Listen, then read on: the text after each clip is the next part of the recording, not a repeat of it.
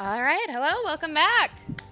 We are doing more Chaos Child tonight. Mana has some other stuff that they need to do, and Lemur's not quite ready to come back yet, so hopefully she'll be back soon. But yeah, we're almost at the end of this. I have no idea if we're gonna finish tonight. We are going to have a little bit of a shorter stream just because work was rough today, but you know what? We're making it through. We are enjoying life. So let's recap really quick. Let's see. After Dad's funeral, we got evicted from Alba because he had a lot of debt and no life insurance, threatening to tear the family apart. Momose moved us to the old apartment building Mio lives in, but Nono hates being her neighbor. Nono still tried to make the best of our new life with decorations and asked us about Serika's personal life, which we knew nothing about. Ito is being acquitted, but is still in the hospital. Shinto found out that Serika killed the original owners of her home and she otherwise has no past. We made chocolate cake and went out for ice cream and then had a positive delusion about Nono giving our ice cream oral, basically. It was a very odd scene to have to do, and that's on the internet forever. But we decided that being special is overrated, and Hinaya and Kazuki dropped in on our love nest because we haven't been to school. Kazuki brought the murder case pinboard to continue club activities, and Hinaya tried to drag Mio into living with us. Ito still thought he had killed Yui. Hinaya passed us Kawahara's update that Nono ignored, but he followed Hinaya to our apartment and ranted about our family being fake compared to her history with him, and Senni giving a love confession to her. He revealed that he was so possessive of her that he didn't want Senni around either. Nono rejected him, but Hinaya's reaction to certain words in her rejection makes us speculate that she somehow swapped identities with Nono and is the real Senni. Hinaya told us that Nono was lying about Senni being dead and knowing nothing about her. We confronted Kawahara about his feelings for Nono and asked what Senni was like. He called her creepy because of the cult that raised her from the hospital, which is where the Gigalomaniac experiments were conducted. All right. So we know Nono is lying now, and she definitely is avoiding us. So let's get going. I had dinner and took a bath. Yuto and Uki had already gone to sleep. Nono had her textbook out on the table. Even when she wasn't going to school, she was still keeping up with her studies. She'd asked her friends about what subjects they were covering and kept up with them at home. As student council president, she was trying to set an example. I'd gotten my Pokecom online, but nothing I was seeing was going into my head. I was trying to figure out how to bring things up with Nono. Oh, come on. What is it? What's what? You've been wanting to say something for a while now, haven't you? How could you tell? I can tell. I know all about you, Takure. Was that because we were family? But then why? Can you come outside for a second?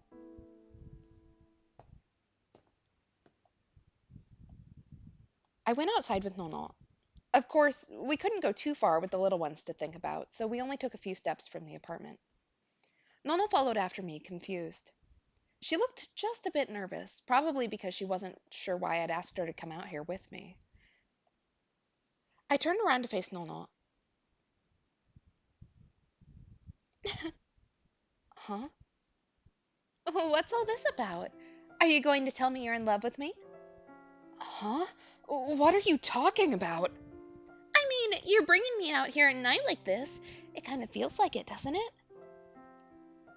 It was true that maybe you could interpret this situation that way. Maybe. Oh, come on, I'm joking. You don't have to panic like that. Well, even if it wasn't a joke, I wouldn't mind. Don't tease me like that. I took a deep breath to help me focus as I got ready to change the subject. Takure? A look of tension appeared on her face when she saw how I was acting. Listen, I want you to tell me honestly. Okay. Are you hiding something from me?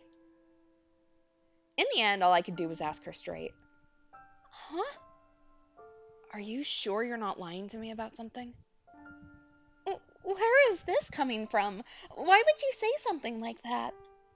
Nono smiled, but I could tell. She was forcing herself to smile. You said no secrets between family members, didn't you? You're not breaking that promise, are you? No. Maybe she had her reasons, but even so, I was tired of it all. I was tired of being betrayed. I was tired of having the people I cared about lie to me. There was a moment's silence. It was Nono who broke it. Me. Her voice was so tiny I could barely hear it. Please, believe me. No. I know that's not an answer, but for now, please. In the darkness, I couldn't see the look on her face, but her voice was full of sorrow and pain. Unless I trusted Nono, we could never truly be a family. Nono had said she wouldn't hide anything else. She'd said she wouldn't lie anymore. I was tired of being lied to, like when I'd found out about my parents' death.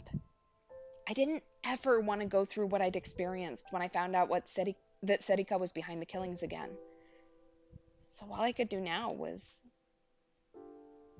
all right, Nono, I believe. You're always such a softy, Taka. Huh? A bitter voice echoed in the darkness. The clouds split and the moon shone down to reveal the person in the darkness. Her D-sword shone in the moonlight, and a broken smile was plastered on her lips. Oh no. A cold chill of terror ran down my spine, and I could feel myself start to sweat. I'd let my guard down.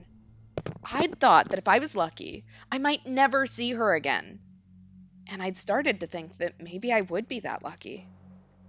I never thought she'd just show up out of nowhere like this.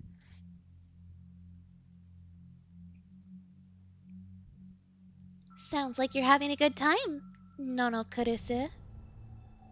Seriko, what are you doing here? You can't tell? How am I supposed to know what someone like you thinks? Someone like me. You're talking as if you actually care about Takeru Miyashiro. I don't like that. I'm not like you. I wouldn't do something to make Takeru sad just because I thought he wanted it. I could almost see the invisible flames building up between them. Well, it doesn't matter. If you want answers, I'll give them to you. I'm here to give you back what you gave me. Serika laughed in twisted glee. This wasn't the Serika I knew. The naive, ditzy girl that was always by my side was gone now. What I gave you? I don't know what you're talking about, but there's no need for that. You can just go home. Well, no, technically she can't go home because her home was never her home, but beside the point. That's awfully nice of you, but I'm afraid that's not possible. Whenever someone does something to me, I like to do it back. Does something to her. Watch out, Nono. Ono is after revenge. No shit, Sherlock. Oh my god. Revenge. I see. So you're here because you want revenge for my taking Takeru. But Nono pulled her D-sword from the void and readied it in front of Serika's face. But Serika didn't move a muscle. She just kept smiling. you're awfully bloodthirsty. Is that who you really are? Listen, revenge doesn't have to come by force. What do you mean? For example, what if Takeru Miyashiro found out the thing you're so desperately trying to hide? What she was trying to hide? Nono was hiding something from me? But she just told me to believe her. Oh my god. Taku doesn't know yet, so I guess I have to tell him. Stop. Listen, Taku, that girl, Nono Kurusu, is... Exactly, that's why we're here. Stop it! Nono's D-sword flashed down at Serika's head. There was a shower of pale sparks. Look, Taku, this is who she really is.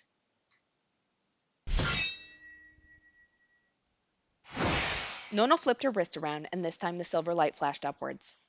There was a roar of spiraling wind.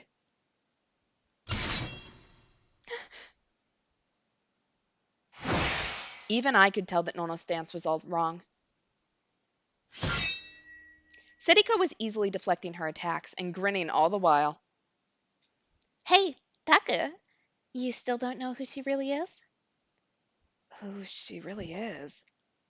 Please, stop it! I guess I'll have to tell you then. The truth about Nono Kurisu. Or more precisely, stop it! The truth about Senni Minamisawa. Senni Minamisawa and Nono Kurisu were friends. We were right! Yay! Nono was bright and cheerful, and everyone loved and admired her. Senni looked up to her too. Senni, however, was well aware that she was gloomy, that she mumbled, and that no one liked her. So when Nono first spoke to her, she was more confused than happy. She even wondered if Nono was trying to show off what a good girl she was by hanging out with a failure like her. In fact, that's how everyone else had seen it. But as she got to know Nono, Senni stopped doubting. The two of them just seemed to get along somehow. Senni was quiet, and Nono liked to take care of people. The two of them became fast friends. Senni Minamisawa was a dear friend to Nono Kurisu. But for Senni, it wasn't that simple. From her perspective, Nono Kurisu had everything you could ever want. She was jealous. She knew it was wrong to think that way. She knew she should never think that way. But the more she thought about it, the stronger the feeling became. I'm so jealous of Nono. I wish I could be like Nono. If only I'd been born under a lucky star like her. Then I'm sure I also would have. I want to be Nono. That was Senni Minamisawa's wish. And then, 6 years ago, there had been a deafening roar, a violent shaking, and a blinding light.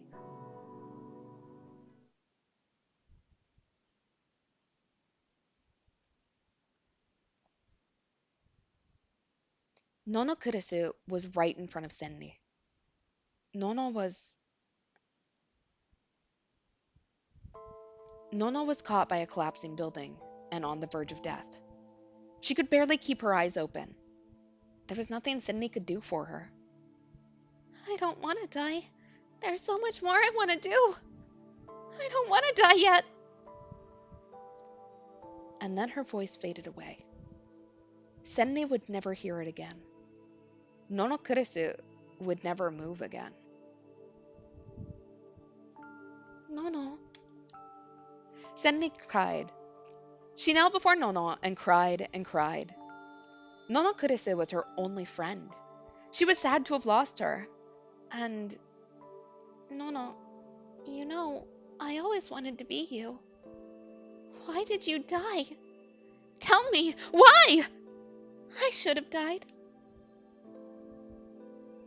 I should have been the one to die. Even if I survive, I'm just going to have to do more of those painful experiments. Even if I die, even if I survive, nobody will be happy. If only I'd died instead of you. And then there was a light.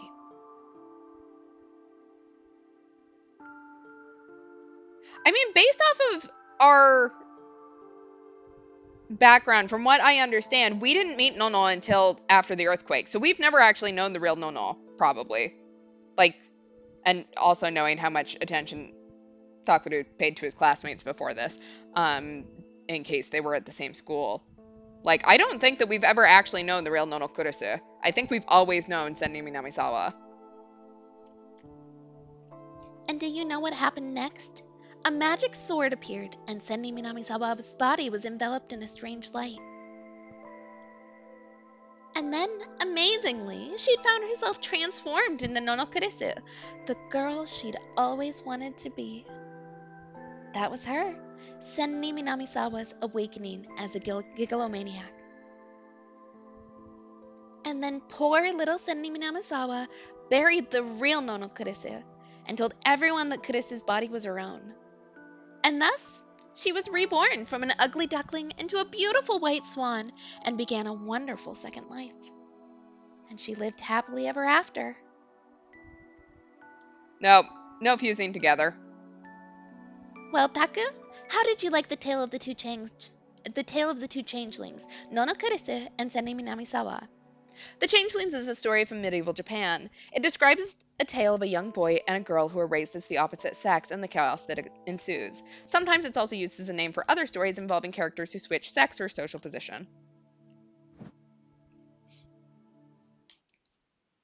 My pulse began to quicken, and I started to lose the ability to think clearly. I could feel my soul shifting within my body. The ground under me shook unsteadily. No, it wasn't just the ground. It was my whole world. Everything that made up the person named Takeru Miyashiro began to shake.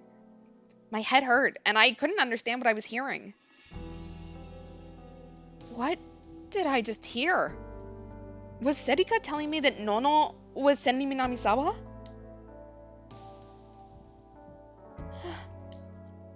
Nono was a gigalomaniac.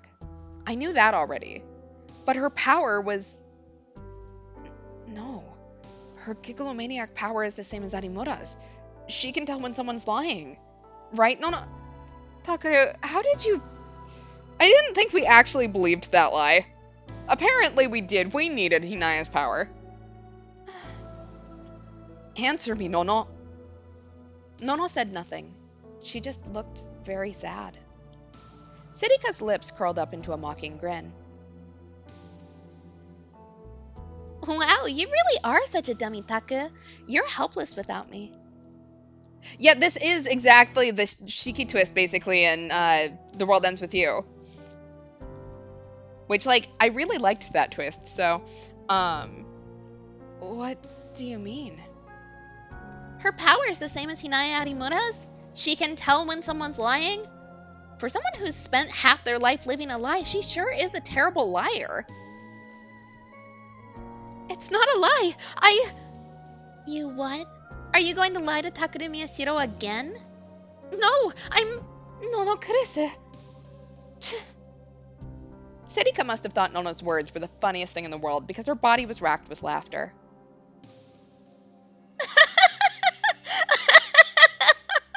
Wow, I can't believe it. You're still capable of lying even now. Man, you're shameless. Oh no.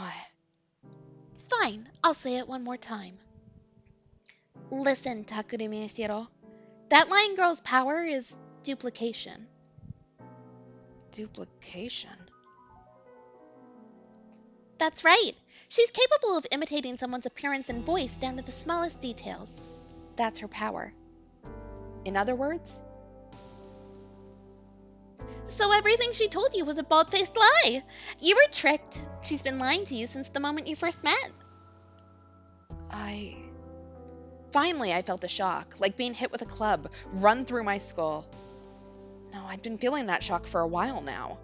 But my mind was just so dulled that I couldn't even think.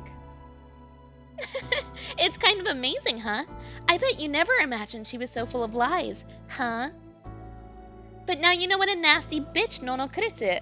No, Senni Minamisawa really is. You know, this does actually throw a different spin on the Ito thing as well, because I was thinking about it, like, VP's name, I don't remember his name. All of a sudden, give me a second to scroll up. Kawahara. Like, his whole confession to Nono, I thought was really weird, just considering the other scenes that we've seen him in. But then, like, I'm thinking back on the whole thing with Ito, and, like, his whole thing about, like, taking away the only girl he'd ever loved. Like, was he referring to Nono there? Like, is there some connection there, or am I just, like, grasping at straws at this point? Maybe I am. I mean, she's still not a serial killer as far as we know. Yeah, so... I don't think Serika's trying to say she's better.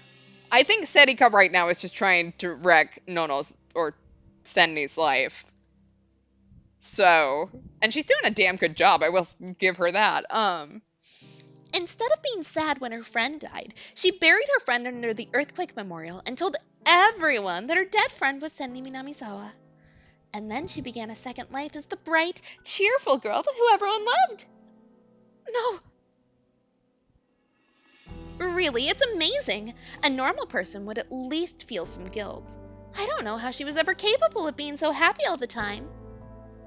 Women are scary creatures, huh? That's not true. What's not true?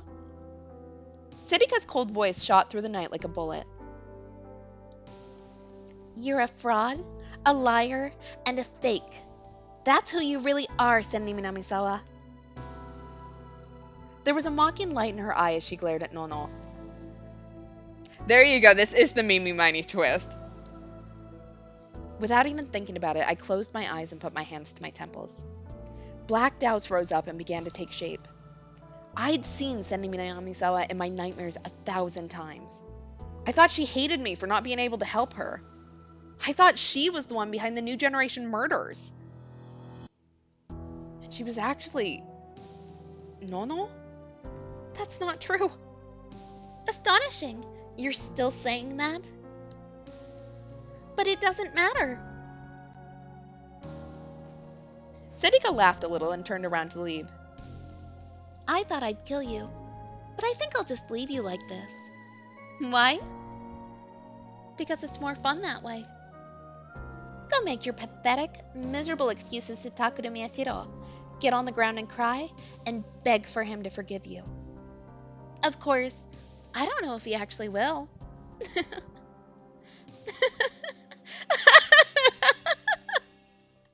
No, Sedika, come back. It was so much fun to voice you there. Like, I don't know what it is about the, like, mildly deranged characters. They're a lot of fun. She walked off into the darkness of the night, her laughter echoing down the street. I couldn't follow. I was helplessly caught up in what she said, as if I'd fallen into a whirlpool. Takura? I turned towards the sound of a hoarse voice. Nono was smiling at me weakly. Nono. She really is crazy. She can't expect anyone to believe those lies, can't she? Lies. That's right. Of course she was lying. She's telling obvious lies to make us suspicious of each other. Lies? Who was lying and who was telling the truth? In the first place, it's impossible to just switch places with someone like that. She's crazy to ask you to believe her delusions. Was it just a delusion? Takura? Her voice was nervous. Takura, you'll believe me, won't you? Exactly. Get Hinaya in here to mediate. Like, no. You'll believe me, won't you? Nono was right. I couldn't completely trust Sedika right now. There was a good chance she was trying to make us suspicious of each other. But was everything Sedika said was a lie? But Takura... There was one thing I could say for sure. That was... Is it okay to believe in you? I wanted to believe in Nono. Is it really okay to believe you? She said we were a family. She said we wouldn't have any secrets, and I wanted to believe her. I didn't want to go through that anymore. I didn't want to be betrayed by the people I cared about anymore. Yeah. Okay. I want to believe you, Nono. I was probably saying that to myself, not to her. Exactly. We believe in what that Nono cares for us. We don't... I personally think Sedika was probably telling at least mostly the truth here, if not the entire truth. Which, quite honestly, maybe it's not great, but I do kind of believe the serial killer in this situation. So, I would definitely like to get Hinaya in here for confirmation, though. The real Nono Kurisu was already dead, and another girl, Senri Minamisawa, had taken her place. Sirika's words had come out of nowhere, and I couldn't believe them. And I'd already said that I'd believe Nono when she said she was telling the truth. I wanted to believe, but... Takara, do you want seconds? No, I'll pass. You didn't eat much at breakfast either. Are you not feeling well? No, I'm fine. I see. I said I wanted to believe, but it just wouldn't be that easy for any human being. The more you want to believe, the more you try not to think about something, the more the tiny thorn in your heart digs deeper into you. I knew that was just what Serika wanted, but that didn't mean there was anything I could do about it. Are you two fighting? Huh? Oh. Well, you've been acting kind of strange since yesterday. Are you guys fighting? No, that's not true. Right, Takara? Exactly. We pinky promised you have to believe me no matter what new info proves otherwise. You said you'd believe me, now believe me absolutely every time forever. Yeah, we're not fighting. Big brother Takara, you should apologize soon. I said we're not fighting. Even if we were, how do you know it's my fault? Because whenever Nono's mad, it usually is. Don't worry, Yuto. Takara didn't do anything wrong. Really? Really. Now come on, eat your carrots. Oh, I hate carrots. If you talk like that, you won't grow up to be big and strong. Nono was bothered by it too, and it showed up in the way she was acting. The doubts within me and Nono's unease had built up to the point where even Yamazoe could sense them. We'd fallen right into Serika's trap.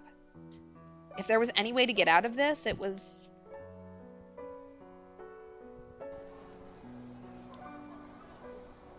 It wasn't that I doubted her. I was doing this because I believed her. Because I wanted to believe. That's what I told myself over and over again as I went to the meeting spot. Sheesh. At some point, I think I became your personal errand boy. Shinjo's words were sarcastic when he saw me. But it made sense. I'd been coming to him for everything lately. I'm really not supposed to be showing these to people outside the police force. I'm sorry. Well, it's fine. It's too late for that now. Anyway, this is what you asked for. Shinjo took out a large envelope and put it on the table. May I look at it? That's why I brought it here. Thank you. I could tell my hands were shaking as I reached for the envelope. If I wasn't suspicious, there was nothing to be afraid of. If I believed her, there was no reason to hesitate. But I still wasn't sure whether it was okay for me to look. Well, you're not gonna look? No. I opened the envelope and took out the documents inside. That's the autopsy report for Senri Minamisawa, who was believed to have died in the Shibuya earthquake. Shinjo whispered and looked around him as he spoke.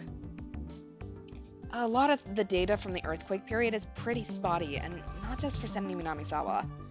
We did DNA tests for any victims of the quake whose bodies were too badly damaged to be identified. Of course, Senri Minamisawa's body was heavily damaged by the fire, and so part of her remains were sent for DNA identification. Then that body is really about that. You can see when you look at the file, but both her parents perished in the earthquake as well. So before they could match her body with the results of the DNA analysis, a close friend identified the body for us. A close friend? Nono Kurisu. In other words, Nono had said that it was Senri Minamisawa's body. That was the only reason she was believed to have died. Nono Kurisu's testimony was enough to ID the body as Senri Minamisawa's, and it was returned to her family and buried. Got it so far? Yes. Okay, good. Then the envelope under it, that's the DNA analysis report. I begged a guy I know in forensics to take a look at it. Now I owe him a bowl of ramen. Oh, I can... Hey, I didn't mean it. I'm not so poor I need a kid to pay my bills. Shinjo was laughing, but his salary probably wasn't that high. With payday coming up, it was probably a pretty big blow to him. Honestly, like, if Senri has used her powers for literally anything on this, like, this could fuck up absolutely everything because no one can be trusted anymore. So, I believe in Nono or Senri when I say that, like, she probably did things in our best interest, but also I'm now suddenly looking back on everything going, wow, I wonder if she used it ever. Um, so, back on topic. I matched the analysis with the information I had. And to get straight to the point, the body's DNA didn't match the DNA of Senri Minamisawa's mother and father, which means the body didn't belong to Senri Minamisawa. That's right. Slowly, slowly, everything Shinjo said began to sink in. The body that Nono Kurisu had claimed was Senri Minamisawa's wasn't. But then, why had Nono said that? Had she mistaken someone else for Senri Minamisawa? But how was that possible when they were supposed to be best friends? And so now the question is who the body actually belonged to. But he motioned for me to flip to the next page. There were 348 unidentified bodies that were sent for DNA analysis. After going through them all, I found one whose DNA matches to the point that I believe she's the mother of the person we thought was Senri Minamisawa.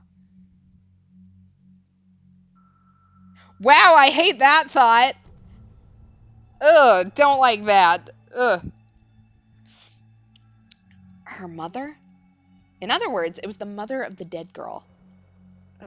Who was that? Shinjo took a sip of water to wet his throat. His next words were clear and unmistakable. Yukako Kurusu, the mother of Nono Kurusu, who was crushed to death during the Shibuya earthquake. Huh? Everything went black. I thought again and again about what he was telling me.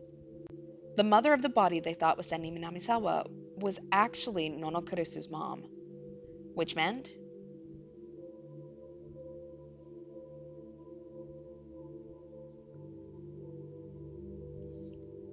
the body you thought was Senri Minamisawa was actually Nono Kurusu. I didn't even recognize my voice as I spoke. Are you, sure?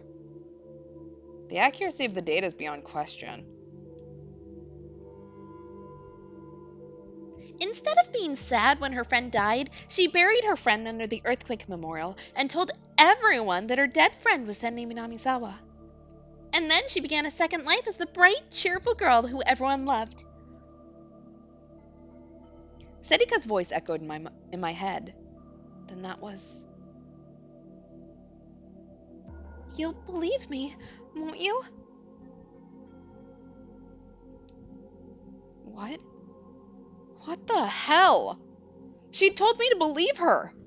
Why did she tell me to believe her? Hey, Miyashiro, you're looking pale. Are you okay? Yeah. Anyway, about these results. About that. Can you let me handle this for a while? I thought you'd say that. I'm sorry. Well, it's alright, but I can't just ignore this. When the time comes, I'm going to have to take action. Right. Sheesh. I'm such a softie. Shinjo kept talking after that, but I couldn't hear a single word he said. All I could sense was some dark thing sinking in my stomach. I staggered back home like a zombie in a graveyard. The lead weight in my stomach got heavier. There was a feeling inside me that I didn't recognize at all. Oh, welcome back, Takeda. Where'd you go? Nono was smiling at me like always, but I could tell that she was trying to judge my mood. That only upset me more. It was obvious now what she was afraid of.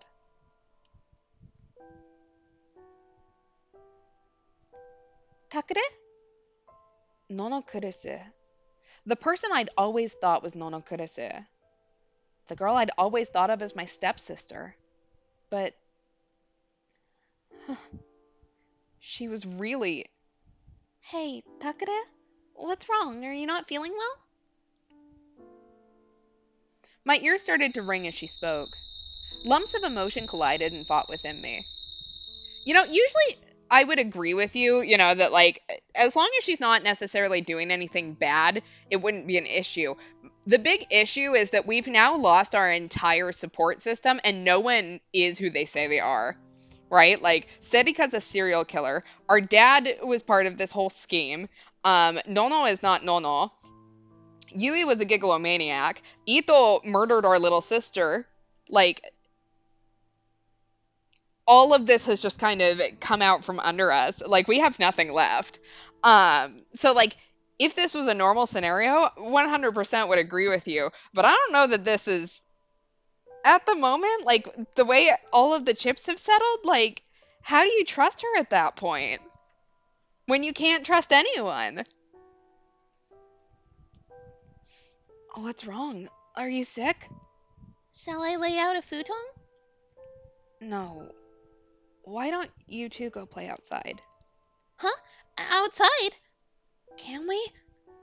Wait, Takare, what are you talking about? Serika was just here. We can't send them outside alone. It's dangerous. They'll be fine as long as they're near the apartment. If anything happens, yell. Got it? Okay, got it. Big Suzuki, let's go. Yeah. Hey, wait! We'd been so insistent that they stay inside that they were probably eager for any chance to get out. They were gone before Nono could even finish her sentence. And I just realized that, like, one of the reasons why Nono probably hates Mio is that she's actually a gigolomaniac. I didn't connect that. I just thought that she was being, just protective of us, but... Takare, what are you... I need to talk to you, Kurisu. Huh? Kurisu's expression tensed when she heard what I'd called her. I had to say it. I had to ask. I had to know. If we were going to stay like this, if Kurisu was going to stay Kurisu, if we were going to be a family, it was best that I didn't ask. But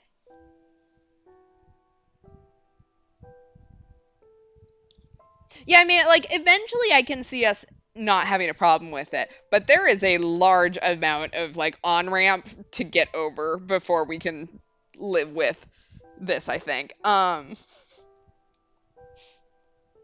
just met with Shinjo. Also, the fact that we got Shinjo involved now means that, like, he knows that Nono Kurisu no longer exists, which may actually be a crime that Senni took her identity. I don't know for certain. So there's also that to figure out. But with Shinjo, why? I had him look into Senni Minamisawa's death.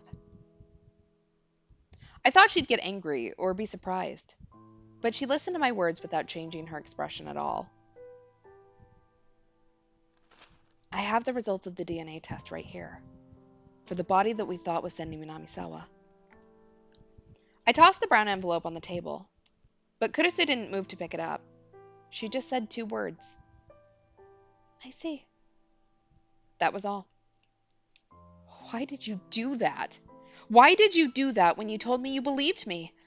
I was expecting her to say that, but she didn't. Instead, I was the one who spoke. Why? Why aren't you making excuses? Why aren't you denying it? Because you already have your answer, right? But come on, deny it. Tell me I'm wrong. You're practically admitting it. Even if she denied it, that wouldn't change a thing. I'd probably get mad that she was still lying. But even if I knew it didn't make sense, I still wanted her to say that I was wrong. I wanted her to deny it. I still held on to a sliver of hope. I wanted to cling to the slightest chance that she had something that would make me think that the DNA test was wrong. But instead, all she said was, I'm sorry. in other words, she admitted it. She admitted she wasn't really Nono Kurase. I took my anger out on the table in front of me. What? What the hell? What do you mean? What does that mean? Calm down, Takare. How the hell am I supposed to calm down? Please, listen to me. It was all a lie, wasn't it? Right from the start. It was a lie when you said we were a family. It was a lie when you said you cared about me. Takare! No secrets between family? How could you say that when you were lying about your own goddamn name? That's not true, Takare. It's not? What's not true? Tell me. I didn't mean to deceive you. I didn't mean to lie to you. I don't know, you did it pretty bald-faced the night before, so... But when I met you, I was already Nono Kurase. I never wanted to go back to being Senri Minamisawa. I didn't want you to hate me. So... Kurisu was forcing the words out. But I didn't try to deceive you. It hurt me the whole time. I wanted to tell you that I wasn't really Nono Kurase. But if you knew, I thought that I'd lose the life I had. If you knew I wasn't Nono Kurase, the cheerful girl that everyone loved, but gloomy, creepy Senri Minamisawa instead, I thought you'd hate me. When I thought about that, I was too scared to tell you the truth. I didn't try to lie to you. No matter what, I want you to believe that. You want me to believe? Those words shook me even more. You want me to believe? I'd lost the ability to control myself.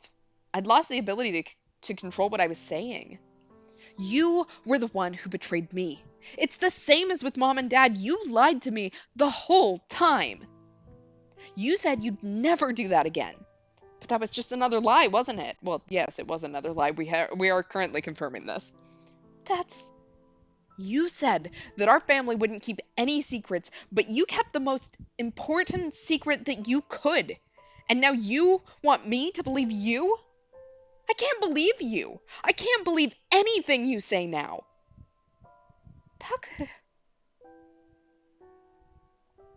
Kurisu's eyes were overflowing with tears, but I couldn't stop myself from speaking. I need to know whether Mio is on the other side of the door with the glass, really just like up against the wall listening. Like, is she one of those neighbors that just wants all the gossip? Because I would probably be one of those neighbors. What? Are you going to tell me that a family is supposed to believe in each other? Then we're not a family anymore, are we? Never pretend you're part of my family again. I let it all out. When I was done, there was nothing left but emptiness. But even after that, I still couldn't forgive her. Her tears, her words, they all seemed like lies. So, I'm sorry. I watched as Kurisu turned and ran out of the room, but I didn't try and stop her. Damn it all! Smashing my fists into the table wasn't going to change anything. Damn it! Damn it! Damn it! Damn it! Damn it! But I slammed my fist into it over and over again anyway. What the hell is happening? Why is all of this happening? Serika had betrayed me. Kurisu had lied to me. Everything I thought I had was turning against me. It was laughing at me as it fled away. I didn't know what to believe anymore. I didn't have anything left to believe in. Serika said she'd committed all those murders for me. Kurisu had said she didn't want me to find out about her secret. Why? So then it's all my fault, isn't it? I'd wanted a case that would shake the whole world. I'd wanted a family. That's why all of this had happened, right? So that's it. It's all my fault. It was my fault for being here. It was me that was making everyone miserable. The victims of the return of the new generation madness. Yui, Dad, Ito, Serika, Kurisu, it was all my fault. Maybe I should just go away. Maybe I should just go disappear. Please. Anyone. I don't care who. Come kill me. Just come kill me. Please. You're listening, right, Onoe? That's my wish. So... I could hear someone open the door and run into the room. Was it Serika, here to grant my wish? Big brother Takada? No, just... Did something happen with big sis Nono? Takada? The two of them were looking at me concerned, but I didn't have the energy to answer them. Yeah, like, we can't take the blame for Nono's lies at all, really, because that was all Nono. Nono made that decision herself. And it was a bad decision that she made. Like, she made a calculated guess, but man, is she bad at math. So, Kurisu didn't come back to the apartment that night. November 22nd, 2015, Sunday.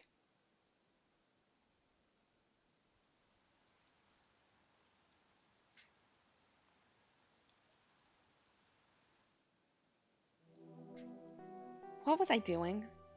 The rain had started to fall, and the next thing I knew, I'd come here. I changed out of my wet clothes and into the old uniform I kept in the back of the dresser, and then looked around the room once more. They'd closed the place down, but they hadn't changed the locks or put a chain on the door. The spare key was in its usual place. They should have just let us stay here for a while more then. If they had, maybe this wouldn't have happened. I desperately tried to drive the thoughts from my mind once more. Anyway, thanks to the key, I'd made it inside easily. I knew it was wrong, but I'd come here anyway. I had too many memories here. I needed to come here to say goodbye to my past. All the furniture was still here too. It was the same as when we'd lived here. But since there was no one to clean it, dust had built up on the shelves, tables, and floors. I softly ran my hand along the desk, and a streak of brown appeared under a thin layer of white.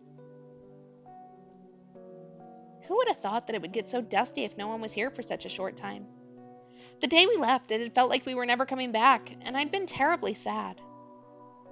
I'm home, I whispered softly. Of course, no one answered. The place was empty, but still, this was where everything I had was kept. Everything I had as Nono Kurisu. I hated myself, the person named Sendim Namisawa. I'd always been alone, ever since I was a kid. At recess time in daycare, everyone would go out to the playground and play on the swings and slide. But I liked to stay indoors and read books. No, I don't think I actually liked it. I just pretended I did so I wouldn't have to interact with other people. Even at a young age, I already thought that my interactions with others meant pain and sorrow. That didn't change in elementary school. Instead of changing, my introverted personality got worse. Now, after having lived as Nono Kurisu for years, I knew. If you try to stay in your shell, everyone will ignore you. But you don't have to do that. There's so many fun things around you. There's so many friends you can enjoy them with. I was always alone. That didn't mean I was bullied. For as long as I can remember, I'd always been worried about what other people thought of me. I was good at avoiding becoming a target. I tried my best not to stand out. I tried my best not to make anyone mad. That was my life. But I still hated myself. I hated the girl named Sendim Namisawa. One day, I talked to my mom about it. Mom, I want to be friends with everybody. I want to have a personality where I can make lots of friends. Thinking back, that was my first mistake. That was when my own personal hell began. Mom took me to a lab. She told me if I went there, they'd fix my shy personality. It was a lab that was related somehow to the pharmaceutical company where my dad worked, and deeply related to that weird cult my mom believed in. At first, it was just simple psychological tests. All the doctors there were nice. When the tests finished, they gave me candy. I started to look forward to going there. I was a child. I was a fool. At first, Dad was opposed to me going there, but after a while, he almost never came home anymore. Mom said he was busy with work. And then the experiments began to get more serious. They would force my eyes to stay open as they showed me all kinds of weird images. They made me listen to this weird, creepy static for hours. Hot things, cold things, sour things, spicy things, nasty things, nasty things, nasty things, painful things, painful things, painful things, painful things, painful things, painful things. Okay, I'm not going to say it that many times. Again and again and again. They put weird machines on my head. They gave me drugs. They gave me dozens of shots in my arms. When my left arm turned purple, they'd use the right. When the right arm turned purple, they'd use the left. Again. No matter how much I cried or screamed, no matter how much I said I didn't want to go, Mom told me it was my task in life to go there and be experimented on. What they were doing there was special. I was chosen. So I couldn't tell anyone else. That's what she said. Mom wouldn't listen no matter what I said. But Dad? Maybe Dad would. I longed to meet my father. And then one day I saw him in the middle of an experiment. When I finally saw my father again, he was like a different person. Not the way he looked, the way he felt. Before, he'd been so opposed to me going to that facility. But now he said the experiments were for my own good. I was a small child with nothing left to believe in. The drugs ruined my skin. My hair would fall out sometimes too. I lost the few friends I'd had. Then one day, the scientists were all very happy with the results of the experiment. Dad was happy too. I didn't care. I just wanted to get away. Then the experiments got even worse. They gave me shots. My whole body hurt. I thought I might die. I fought back. They tied me to a chair. They put a weird device on my mouth. I couldn't even say it hurt anymore. And then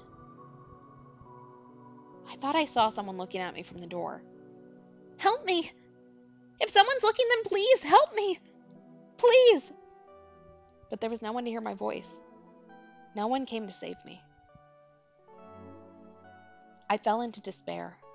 Despair of the past, despair of the present, despair of the future. There was no hope there, only pain and suffering.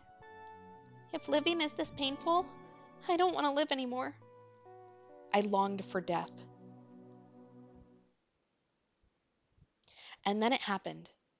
She spoke to me for the first time. Are you okay? Huh? You're not looking good. Want to go to the nurse's office? What's wrong? Oh, no, I'm fine. Really? Yeah. Oh, I'm Nono. What's your name? Senni Minamisawa. Senni, huh? Nice to meet you. Nice to meet you, Kuruse. Call me Nono. Everyone does. Nono? Yeah. She was the single ray of light in my dark life. Nono was always cheerful and smiling. She was nice to everyone. There was always a circle of people around her. I couldn't bring myself to try and join that circle. I just had to sit there and watch. But whenever I did, Senni, you come here too. Let's play. She would shout to me. I could see the people around her frown. Nono must have known too. Some of them would just walk away when I went to join the group. Just ignore those guys. They don't matter. We're friends, right? Friends? You and me? Huh? You don't think so? No, that's not it. But can I really be your friend? Oh, what? Of course you can. Of course I could. Those words made me so happy. They kept me going. They saved me. Nono was cute and popular with the boys. Kawahara and the other boys would gather around her. They were all after Nono. I knew they didn't like me. Sometimes they'd say that the only reason I existed was to make her look better. But I didn't care. I knew Nono didn't think that way. One day, Nono asked me a question. Sydney, why do you always go home early? I had no idea what to say. By that time, they were doing the experiments on weekdays, too. I was going to a weird place where they did creepy experiments. Mom had told me not to tell anyone, but if I told her, she might think I was weird, but maybe I could tell her. It's just me and Mom at home, so on my days off, all I do are chores. Huh? I was surprised. Nono had always seemed so happy. I didn't know she had any problems at all. Maybe it's the same for you? Oh, yeah. Maybe Nono felt sympathetic to me. When I thought about that, I couldn't tell her the truth. And it made me feel a little better to think that I wasn't the only one suffering. And then I started to hate myself. I mean, to be fair, as like stepping outside of the plot for a second, Etho as a character literally probably does actually just exist to make us look better. But yeah, it's a sad joke now. Nono was honestly worried about me. So how could I feel that way? But still, I was jealous of Nono. She was cheerful and pretty and smart, and everyone liked her. I looked up to her more with each passing day. I started to think that I wanted to be Nono. But that was never going to happen. And the more I started to feel that way, the worse the experiments got. I never told anyone, but word started to get around that I was going to some weird lab. My skin dried and cracked. My hair fell out. Eventually, I stopped being able to move my legs like I wanted to. And then came the day of November 6th, 2009. I was undergoing another painful experiment that day. On my way back, I became very dizzy and collapsed. I thought it was a side effect of the drugs they'd just given me, but it wasn't.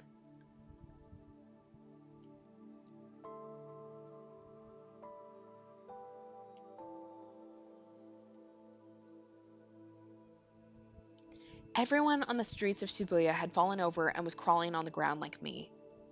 The buildings collapsed. The trees on the side of the road fell over. Cars and trucks lost control and collided. The whole city turned to hell in an instant. I didn't know what had happened. The experiments had caused my legs to shrivel up and I couldn't walk right. Someone in the fleeing crowd pushed me over and I had to drag my wounded body home. Mom was dead. It had happened so fast. She had that same self-satisfied smile on her face that she always had. This is for your sake. This is a sign of your faith. Those were the words she'd always said when she made me suffer. And now she was gone from the world without suffering at all. I felt a feeling that I'd never felt before. It wasn't sorrow or loss. A while later, someone came from the facility to tell me that Dad had died as well. He'd been unlucky enough to be in Shibuya for a meeting during the earthquake. I still didn't feel sad. At the same time, the people from the facility told me to evacuate to the hospital. They'd been showing me these strange pictures and seen some kind of symptoms develop, they'd said. They didn't want to lose a valuable guinea pig. Even with all that going on, I could tell what they were thinking. Mom was dead. Dad was dead. Did I still have to undergo more experiments? Did I still have to suffer? There was nothing left to tie me down anymore. I smacked away the big hand that stretched out for me and ran. I kept running, not even knowing where I was going. I still don't know how I ran on those legs, but somehow I found the strength. I didn't want to go back to that lab. Ever. That was enough to keep me going. And after I turned down many corners and scrambled over a bunch of rubble, I found her. No. Even buried in the rubble, she was beautiful. Cindy? Nono, are you okay? I'll save you. I couldn't just let her die. Nono was my best friend. And more than anything, she was the person I wanted to be. If she died here, I'd have nothing left to live for. I desperately tried to move the rubble off of her and save her. But I was too weak. That's right, there was nothing I could do. I didn't want to abandon her.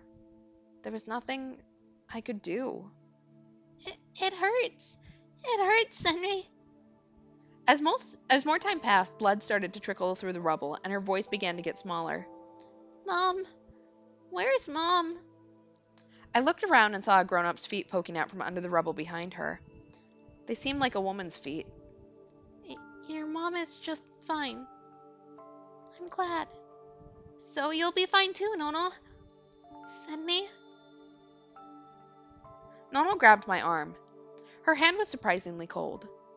No, I don't want to die. I don't want to die. No. I'm sorry, Mom. I can't. Tears poured down her face as she slowly closed her eyes. No. The strength left her hand. No.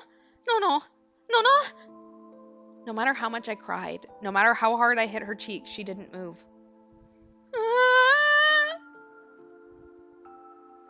I cried. Nono's death meant the death of the person I looked up to. It meant the death of my hope. It may as well have meant my own death. No. I wanted to be you. Even in death, she was pretty. But what about me? My hair was a mess. My face was covered with soot. I must have cut my face somewhere, too.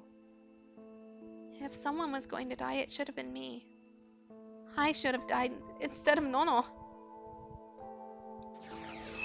And then I saw something strange. It was like the wings of a huge bird soaring through the skies, or the hands of a holy mother coupled in prayer. Organic, yet inorganic. I was so entranced by it that I didn't even realize that someone had come up to me. Did you see a little girl around here? She was about your age. Looks kind of gloomy. Oh, that was one of the men who'd come to take me back to the lab. When I didn't say anything, he sighed and walked off. It didn't make sense. Weren't they looking for me? Huh? I gasped in surprise at something I saw in the corner of my eye. It was a piece of glass embedded in the wall of a collapsed building. I could see Nono reflected in the pieces, but Nono was right at my feet. The Nono in the glass was looking at me in surprise. I took a step closer, and so did the girl in the glass. I tilted my head, and so did Nono. No way. I'd turned into Nono. I looked around for something else that would show my reflection. I picked Nono's phone off the ground and used it to take a picture of myself. I was Nono. I couldn't believe it, but it was real. I'm Nono. What had happened? Did it have something to do with that headache? Or that weird sword I'd seen? Maybe it was because of those awful experiments. But it didn't matter.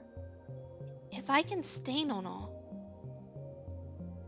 if I could become Nono, I wouldn't have to do any more experiments. I'd be free of the chains of pain, sorrow, and loneliness that bound Senri Minamisawa. I could spread my wings as Nono Kurisu and fly off into a beautiful blue sky. Flames were already spreading from the collapsed building. Nono, I'm sorry. I'm sorry. I apologized again and again as I dragged Nono's body out of the rubble and put it in the fire.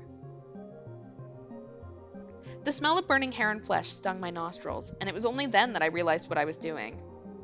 I quickly tried to grab her body and pull her out, but it was too late. Soon her body had turned to black ash, and I passed out. When I woke up at the hospital, a new life as Nono Kurisu awaited me. All my classmates, including Kawahara, came to visit me. They were nicer to me than they'd ever been to Senri Minamisawa. Fortunately, nobody questioned if I was really Nono Kurisu. Nono had been buried as Senri Minamisawa, based on what I'd told the police. Even in that unprecedented disaster, I still thought they might get more suspicious. I was astonished at how easy it was. For a while afterward, I felt guilty at how worried everyone was about me. I was terrified they'd find out. My personality in particular wasn't something I could quickly change. I'm sure a lot of things I said struck people as wrong. But time was on my side. Everyone simply decided that I was traumatized at the loss of my mother and friend, and was actually even nicer to me. And at some point, I got used to pretending to be Nono Kurisu. I mastered the role and stopped feeling guilty.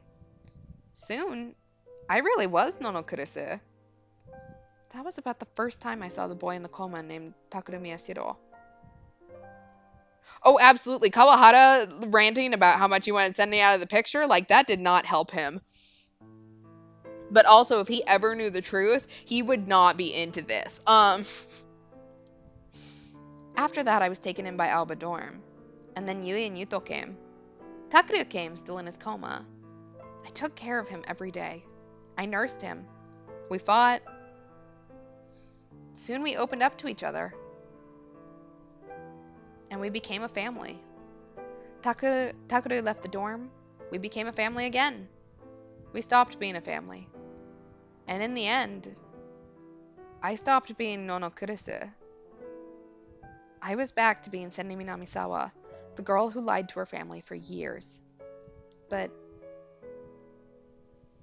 then what was I supposed to do? Was I supposed to go back to that lab as Senri Minamisawa?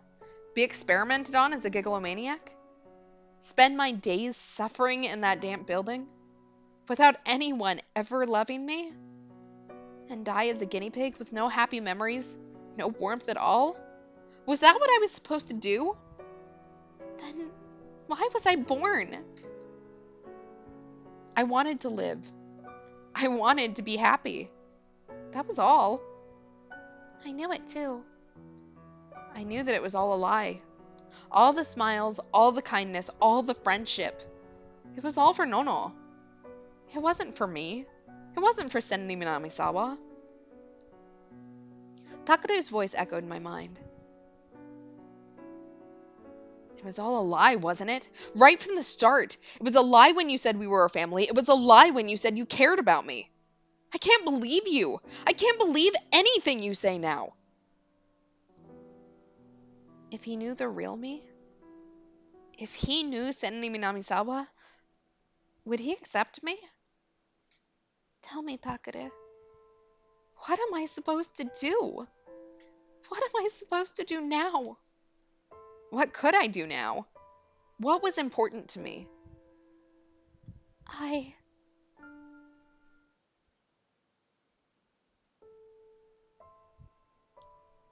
I took a bite out of a simple meal made of margarine and toast.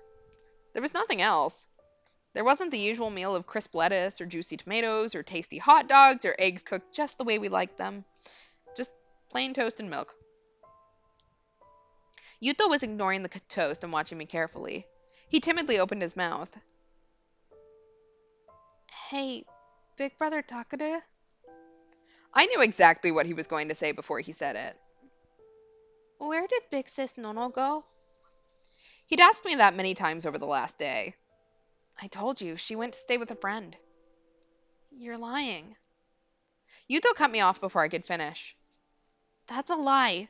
Nono wouldn't go over to a friend's house without saying anything to us. Yuto. I didn't expect them to believe it either. But I wasn't sure if I could tell them the truth. Even if I did, they wouldn't believe it. How could I expect them to believe that she was actually a girl named Senri Minamisawa who'd taken Nono Kurisu's place using something called gigalomaniac powers? It was much better not to tell them the truth. I mean, I think Yamazoi could probably stomach it, but I don't know about Yuto. It's better not to tell them. That's right. There was nothing I could do. If the truth wasn't going to make anyone happy, it was better not to tell them. No secrets. That was just a means to an end. I'd known that. But I still couldn't accept it. As a family, we had nothing strong to bind us together. We were just a group of people living under the same roof. That promise had been a symbol of what bound us as a family. That was all. That's why I didn't want to accept it. I didn't want to accept that she'd lied to me. Hey, Big Brother Takade, why are you lying? That's right. I was lying to Yuto and Yamazoe. Did I have the right to criticize Nono? To criticize Senri Minamisawa? Did I have the right to live as a family? Big Brother Takade! Shut up. Huh? I said she went to a friend's house. I stood up and headed for the door. No, okay, we can't leave the children here. Takade, where are you going? Big Brother Takade? I shut the front door as if to block off his cries. Okay, so now we've both abandoned the children. We're doing great as parents. Outside it looked as if it was about to rain. Of course, I hadn't brought an umbrella, and even if I did, I wouldn't feel like using it. What was Kurisa doing? Was she keeping out of the rain? I laughed a little. She was always the one who told me to take an umbrella when I went out.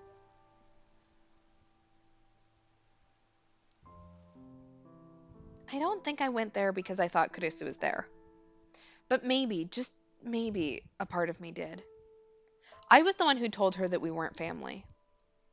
But maybe I'd come here anyway, because I was seeking some small piece of what we had before. Kurisa wasn't here, but there were still signs of her warmth. Her room hadn't changed a bit since the first time I'd come to the dorm. There were just a few more things in it. Kurisu never spent any money on herself. Of course, part of the reason was that we didn't have any money, but even when we did, she would use it on me, Yui, Yuto, or Dad. Lately, I'd told her to get herself some nice jewelry or something, and she said she didn't need it. I'm Nono Kurisa. Call me Nono. Nice to meet you, Takade. What's wrong? Where's your answer? Don't act like we're friends. Huh? We just met. Only idiots call each other by their first names after they just met. Sheesh. Huh? You don't have any friends, do you? What? If you think that way, you'll never make any friends. Nobody asked you. I don't need friends. And also, I'm not acting like we're friends. I am being friendly. From now on, we're family. So of course I'm going to be friendly. Right?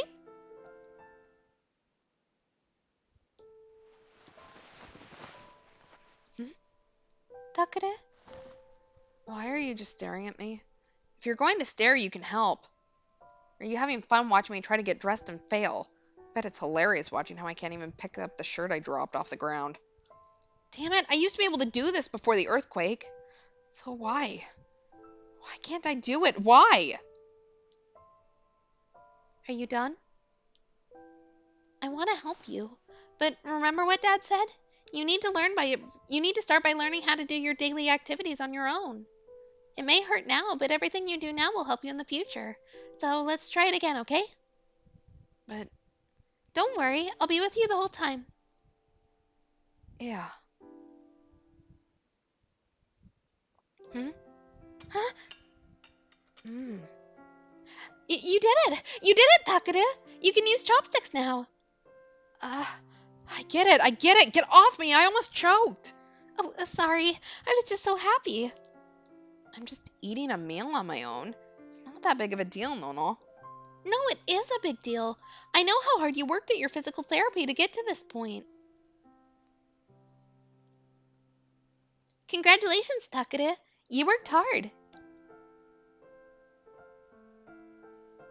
Come on, line up. Is this about right?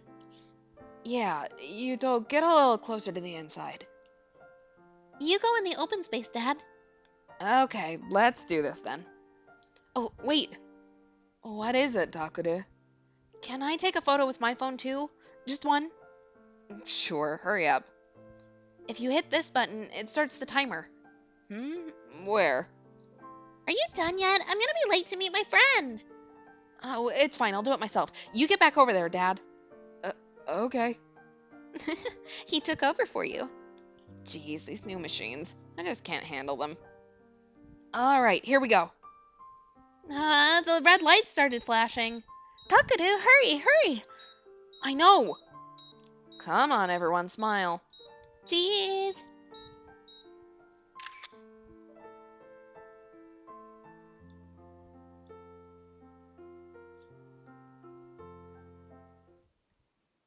We really were a family. We may not have been related by blood, but as long as we were here, no matter what anyone said, we were a family. Listen, we don't keep secrets. We may not be related by blood, but we're more of a family than any real family. She used to say that all the time. What had she been thinking when she said those words? Hmm?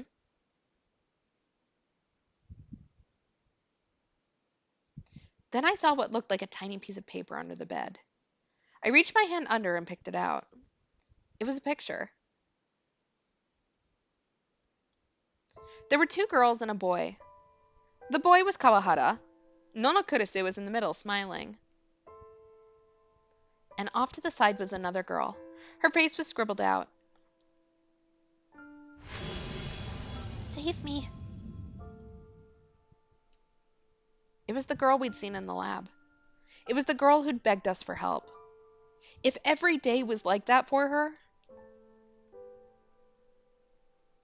I couldn't bear to stay in Kurisu's room anymore, so I left. Huh? I went outside, but stopped when I heard someone below the stairs. I thought it might be Kurisu, but it wasn't. Miyashiro? Kawahara saw me. His face tensed up as he approached. Kawahara, what are you... Ah! He suddenly grabbed me by the collar and slammed me into the wall. What are you... What's going on? What do you mean? Don't try and lie to me. I'm asking you why Kurisu disappeared. How did you... I went to your house. That doesn't matter. Where did Kurisu go? He'd probably gone to the apartment and gotten it out of Yuto or Yamazoe. I was worried that he might have scared Yuto, but he pulled tighter on my collar and I couldn't speak.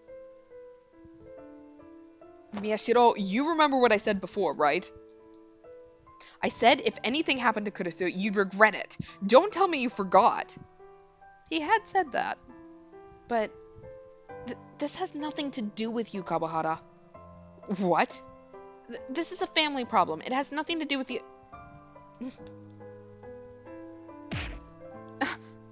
His fist hit my face several times before I could finish my sentence. Shut the hell up. I was terrified when I saw how bloodshot his eyes were. Family? It's got nothing to do with me? If you ask me, it's got nothing to do with you.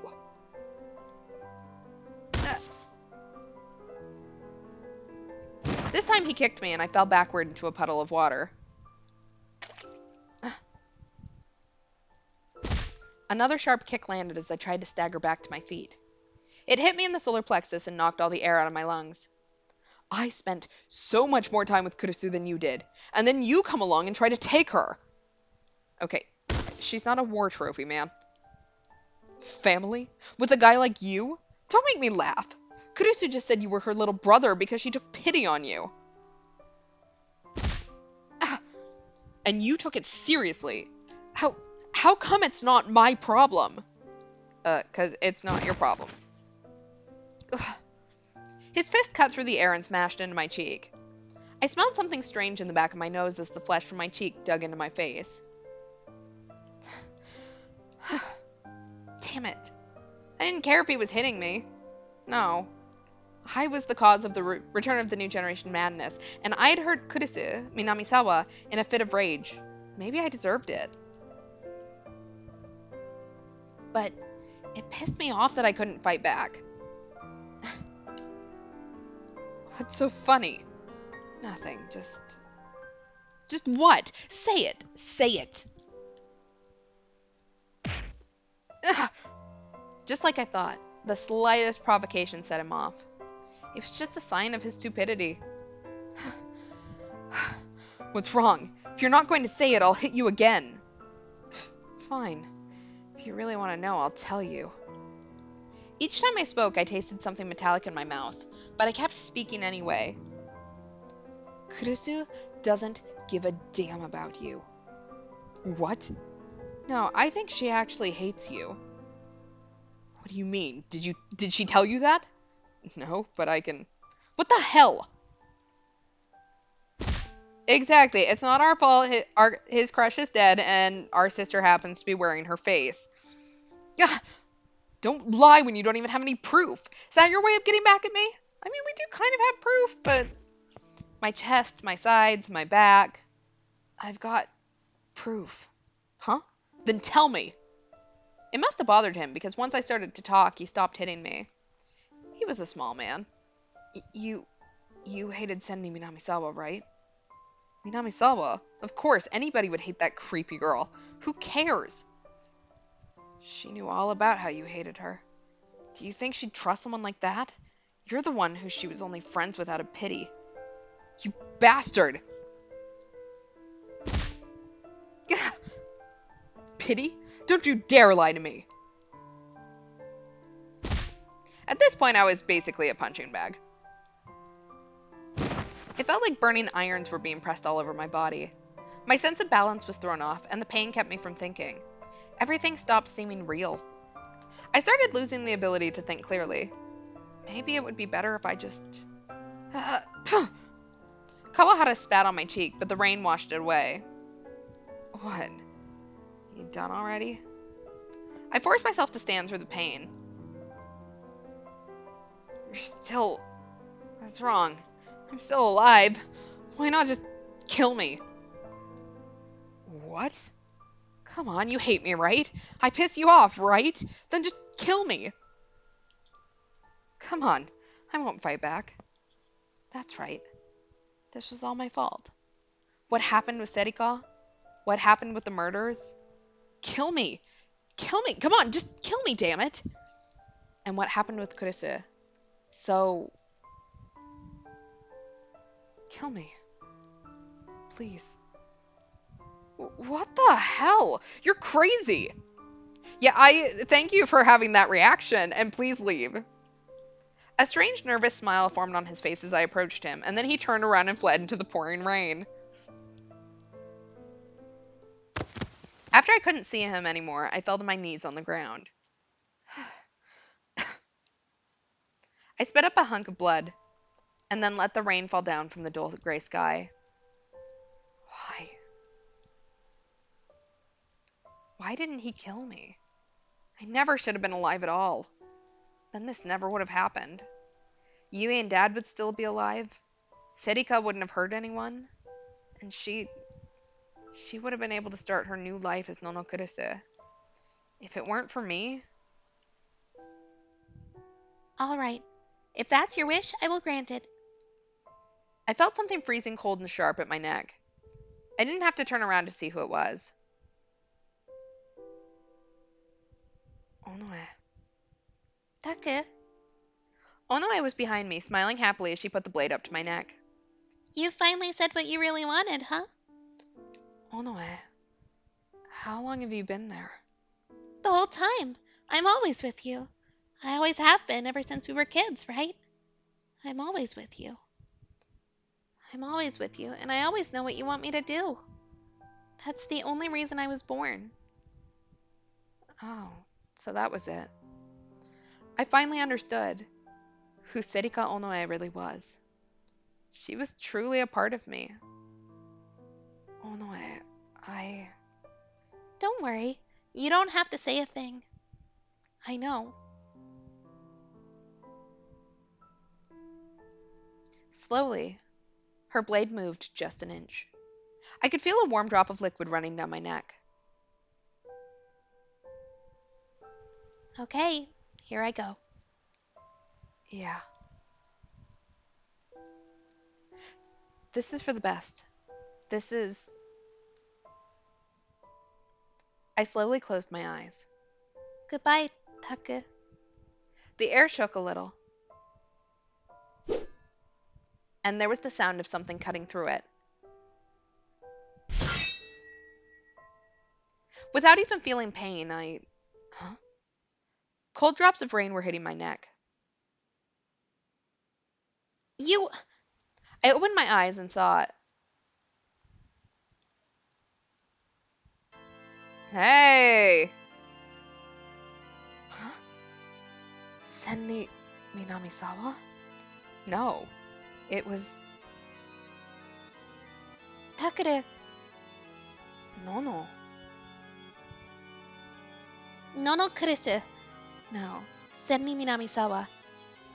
Why do you look like that?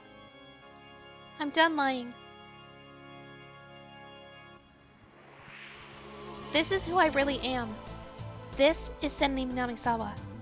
Even if I lose everything now, I don't want to lie. I don't want to hide anything from you. From my family. So even if it makes you hate me, I've decided to be who I really am. Nono stood in front of me with the D sword in her hand. Senni Minamisawa. What do you want? It's too late. You know without me even saying it, right? I'm here to save Takure from you. In that ugly form? That's right. This is who I really am. I see. That's funny, but...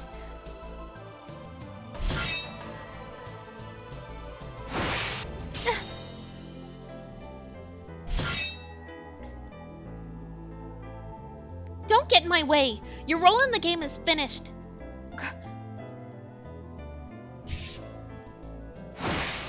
Nono flinched back in fear as the blade sliced through the raindrops. Her expression twisted in pain. Nono, you... It was only then that I saw the blood and the cut on her shoulder. You're still calling me that, huh? Forget that! Your shoulder! I guess it got scratched a little, but it's nothing. What?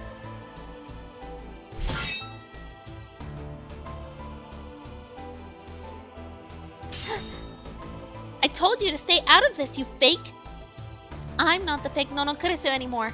I'm Senni Minamisawa. The real Senni Minamisawa. It was a type of resolve. You could call it determination. The determination to abandon the life she'd lived for years and be reborn anew. It doesn't matter who you are. All I have to do is grant Takure Miyashiro's wish, and you're in the way.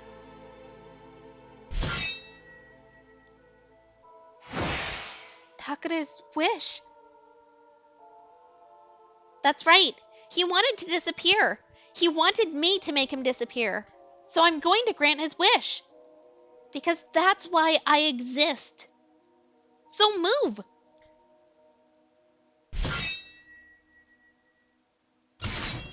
No, you can't. I won't let you. Huh? Setika's sword was designed to attack, but Nono's D-sword was heavy and as hurt as she was, it seemed hard for her to use. Nono wasn't Nono anymore anyway. She was Senju Minamisawa. She was feeling the pain from all the terrible experiments she'd suffered over the years. Setika's attack slowly started to push Nono back. Don't get in my way. Takure's my little brother. I won't let you kill him. Nono. That doesn't...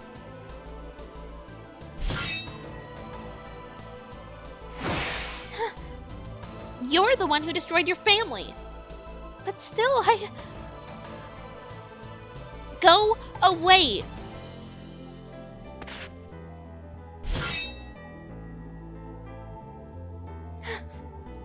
The blade shook like thunder. A swirl of wind appeared around Setika's feet. I said, go away. Ah! The fierce blow knocked Nono to her knees. Her tiny, thin neck was defenseless and exposed.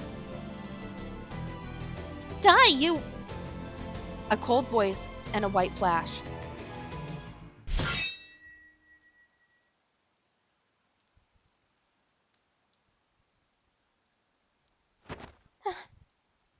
Oh no. I pointed the weapon I'd pulled from the Sea of Chaos, feeling its heft in my hand. Taku... Why? You know what? I really can't blame her here because we did literally just ask her to do this. You're the one who said you wanted to die. Yeah, I did. So why are you protecting her? She lied to you. Yeah, you're right. Then... But Maybe it wouldn't be that easy to forgive her for lying to me. But everything she'd done for us, she'd done as a part of our family, not as Nono Kurisu or Senni Minamisawa. She'd given us her love. And it was real love. It probably didn't matter what her name was, or where she was born, or what she looked like. What I really wanted, it was to once more. I see. So that's your wish, Takure Miyashiro. Then, Sedika looked up and smiled, then readied her weapon. I'll bury that wish and you with it.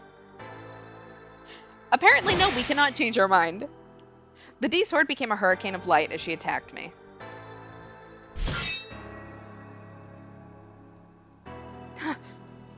Takeda! I'm fine. It was one thing to say it, but I was still feeling the pain from where Kawahara had hit me, and just knocking back Sedika's attacks was enough to make my body scream. What's wrong? All that talk and that's all you've got? Shining beams collided, scattering rainbows everywhere. Sword and sword collided like two magnets drawn to each other.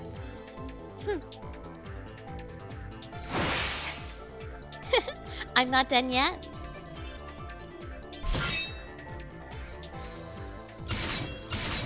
My lungs hurt like they were on fire. Sedika found a hole in my defenses and attacked.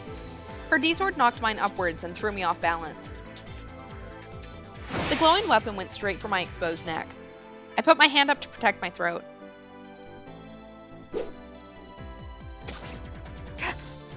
Takeda! The inside of my left wrist was torn open. I felt the heat before I felt the pain. The warm rain fell down and spread the blood into a puddle at my feet.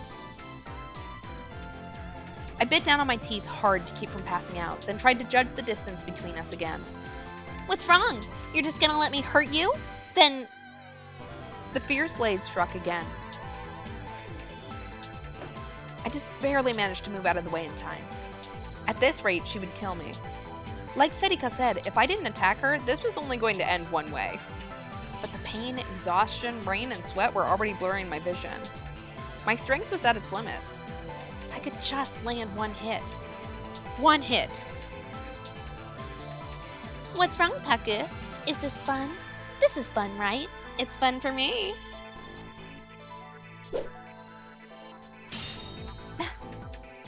I blocked her attack with the blade of my sword and threw her off balance, just a little. The air of self-satisfaction vanished from her face and was replaced by fear. I didn't miss my chance. What I wanted was... It wasn't destruction. It was a future with Minamisawa. That's right. That was my choice. Ah! I put all my strength and all my wishes into a single swing of the blade. Sedika raised her weapon right in front of me. A bluff? Was it a trap? No. If she countered now, there was no way I could... Huh? I saw her smile. And then... She fell to the ground. I could still feel the sensation in my hands. Sedika. Red blood spread silently on the asphalt. Nono. Why? Sedika knew exactly what I was going to do. If she wanted to kill me, she could have. So why... Taku, was it fun? Nono. I told you, right? I just want to give you the world you want. That's all. Nono. I was born because you wished for me, but it's not me you want by your side now. Sedika smiled at her faintly. Take care of Taku, okay? Sedika. I'm sorry. I'm sorry, Onoe. This is my fault. Taku, do one thing for me. Anything. And me. You're the only one who can. Takure. Just like she asked, I took the D-sword and pointed it at her body. But What's wrong? no, I can't. I can't. You're so hopeless, Taka. She smiled happily and grabbed the blade with a shaking hand. And then, Bye-bye, Taka. the D-sword went through her body without a sound. Oh no! The girl I'd created, the girl who was always there for me, was surrounded by a cocoon of light, which vanished into thin air.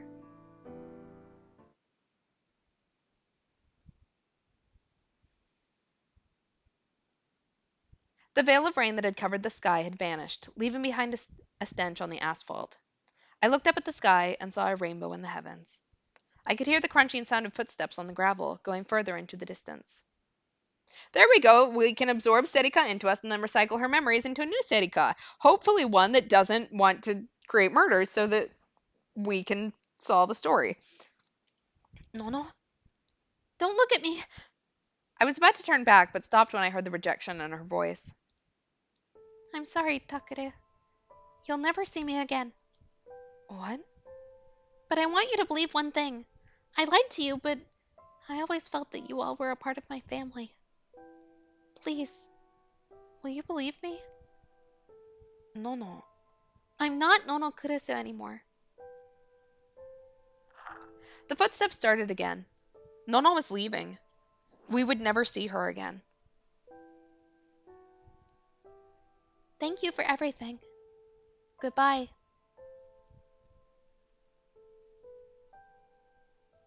I turned around and saw a small girl. She was facing away from me. It was the first time I'd seen her, but I'd seen her 1,000 times before. No! I ran after her and grabbed her hand and forced her to look at me. No, stop! Why? I'm not Nono. I don't want you to see this ugly face. Yeah, I don't know how we're explaining this to the kids. Honestly, she can just wear Nono's face for the rest of eternity. I feel like that is the least of our problems here. I held her close as she squirmed and tried to look away.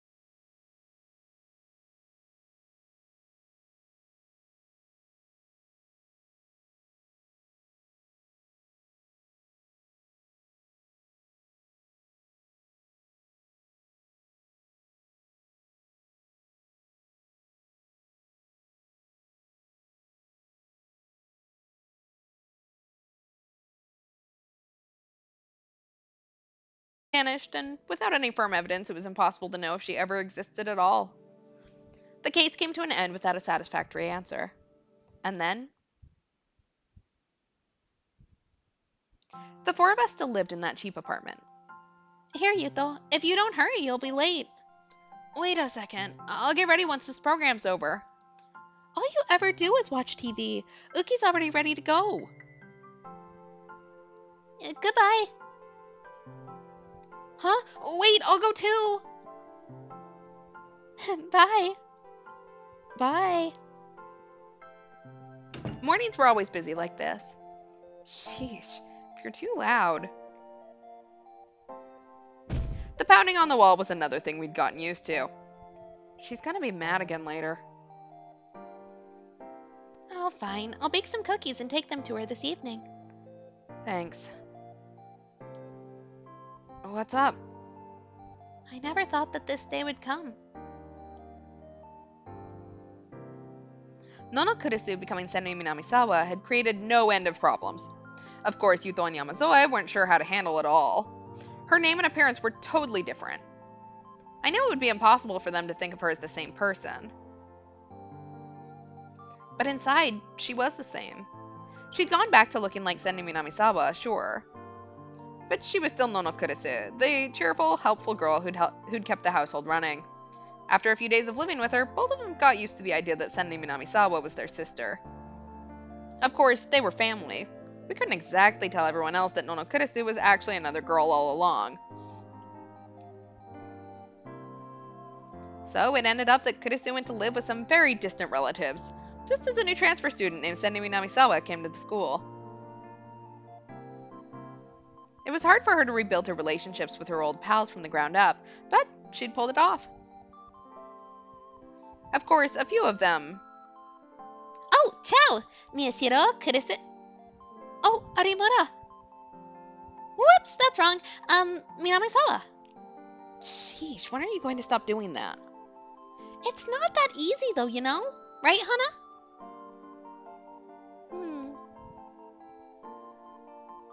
We told the people who knew about the case the real story. You know, you're in your last year of school. Do you really have to go at all? I said the same thing, but It would be sad to just lose touch with everyone. maybe, I guess. I never would have taken a risk like that just to see the people in my class. Yep, maybe that was just a sign of how she'd changed. So, what's our club activity for the day?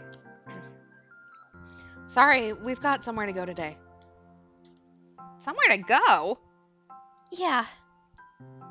What? The two of you are going somewhere together? Are you up to something naughty? No, it's nothing like that. I know that. I mean, even if you were, the two of you live in the same apartment, so it feels like it's a little late for that. Come on. Anyway, Takure, let's go. Yeah, you're right. We said goodbye to everyone and left. The sky was the same color it had been after the rain stopped on that day. We headed for... No. It was a grave far away from Shibuya in the suburbs. The body that had been originally buried as Senri Minamisawa had now been quietly interned in the Kurisu family grave as Nono Kurisu. Nono Kurisu. She was a girl I knew well, but one I'd never actually met. Senri put her hands together in a silent prayer as she faced the cold grave. There was so much she hadn't been able to say, so much that she wanted to say. Nono Kurisu and Senri Minamisawa were finally talking to each other as different people now. The sin of using her, the sin of burying her, the sin of lying. The guilt from those sins would never go away. But still... I'm sorry, Nono. There may be a lot of sad and painful things ahead of me, but I'm not going to run. I'm going to face them as Senri Minamisawa. I think that's the one thing I can do for you.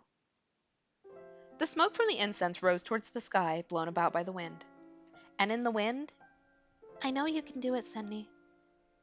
I thought I heard a voice. Everything that had happened so far was a mix of plots, misunderstandings, miscommunications, and successful efforts. So whenever I wanted to cry at what I'd become. Takare, Hmm?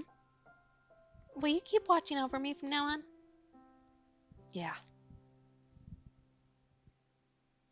I'd take the hand of the girl next to me, feel her warmth, and walk with her together, just like she'd done for me, for the sake of tomorrow and for the future.